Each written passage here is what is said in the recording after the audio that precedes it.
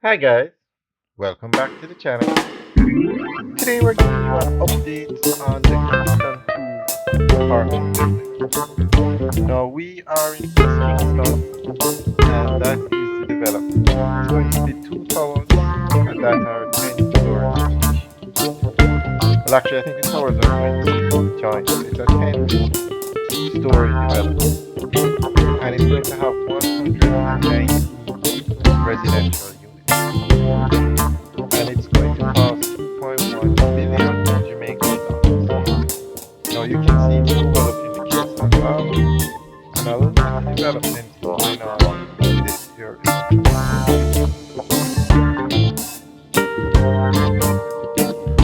And it's the developer is sure Limited, and the building is going to be called Kingston or Kingston. Now it's actually located at Fairport Road, but the road we're looking at now is the Norman Mansion entrance to the building is Fairport Road.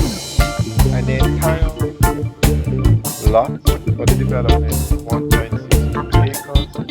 The building will have 109,880 square feet. Now the studios start